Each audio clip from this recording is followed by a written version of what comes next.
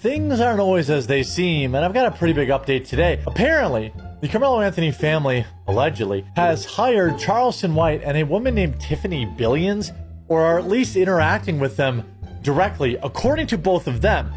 You're watching from the back of the courtroom when the prosecutor raises a single sheet of paper that instantly changes everything. The quiet murmurs vanish. On that paper, a series of bank wire records totaling over $500,000, allegedly funneled to private accounts in the weeks following Austin Metcalf's death. And here's the bombshell. Prosecutors say those transfers weren't just shady, they were strategic. The courtroom screen lights up with the first transaction. It's time-stamped just 48 hours after the stabbing. A $95,000 wire from an anonymous business entity to an account tied to Karmelo Anthony's mother. Another transfer, this time $120,000, appears 6 days later, and it doesn't stop. By the end of the timeline, over $500,000 in funds have been traced, most of them hitting accounts listed under false names or shell corporations. But the name Anthony appears just enough to link them all. You glance around the room, the jury is locked in.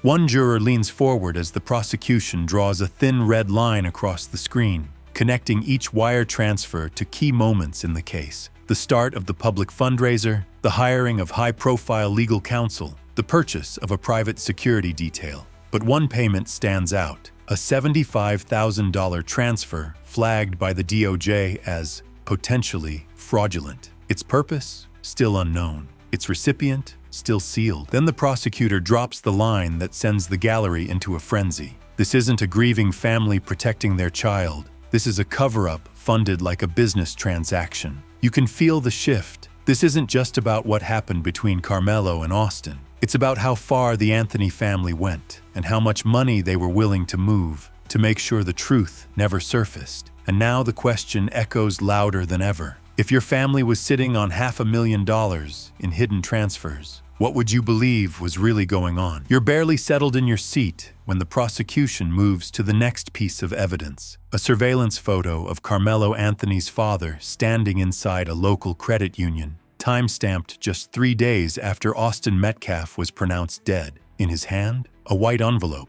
and according to the financial records, that envelope contained a $40,000 cashier's check drawn directly from one of the newly discovered accounts. The gallery stirs. Even some members of the press exchange looks. This wasn't supposed to be a financial case. This was supposed to be about justice, about a stabbing, about a teenager who didn't make it home. But now, it's all being reframed. This is starting to look like laundering. The prosecution doesn't stop.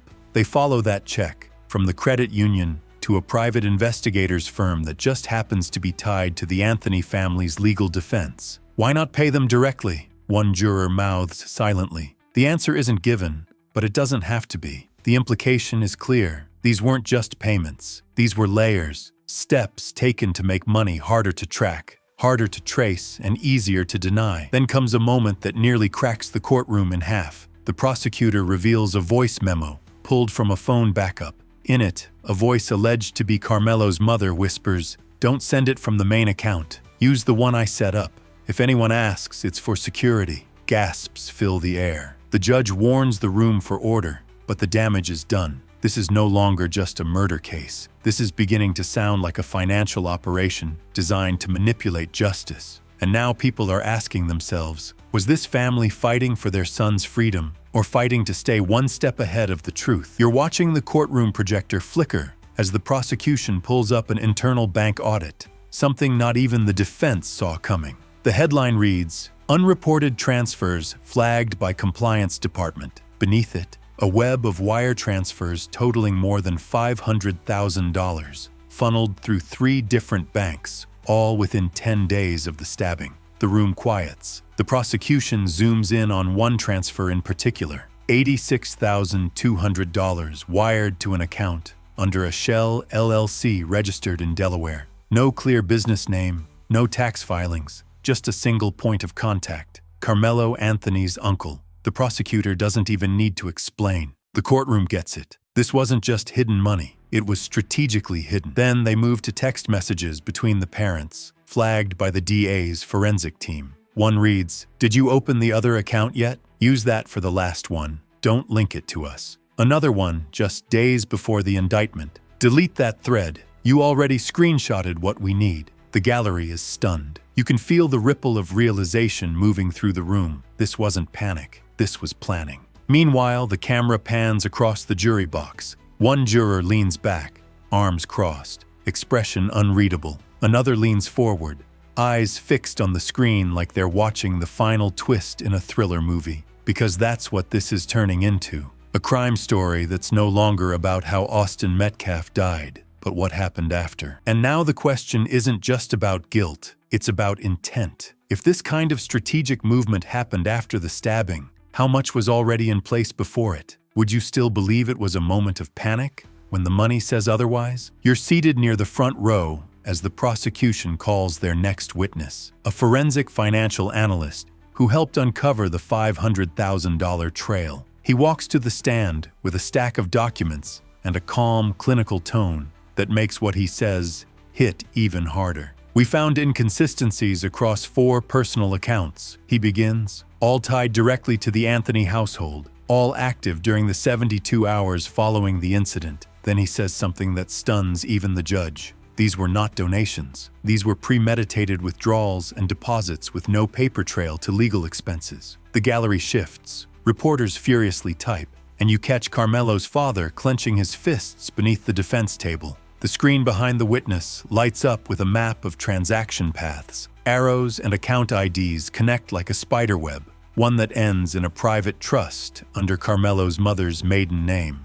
But what really hits hard is the timing. Each major transfer lines up with key moments. The night of the stabbing, the first press release, the moment they claimed they were shocked and broke. The analyst closes with this. When a family says they have no money, and we find $500,000 strategically moved through hidden trusts, the numbers speak for themselves. Even the defense looks uneasy now. Their lead attorney quickly objects, calling it speculative. But the judge overrules. "We're not speculating," she says. "We're following a financial footprint." Back in the crowd, donors who once supported the Anthonys are shaking their heads. You see one woman scrolling her phone, searching her email for the donation receipt she made to help them get justice. Now she's wondering if she helped fund a cover-up instead. And for the first time, it feels like the tide of sympathy might be turning. Would you still stand behind a cause after realizing you were part of the cleanup, not the justice? You're watching the courtroom screens flicker as the prosecution pulls up surveillance footage, not of the crime,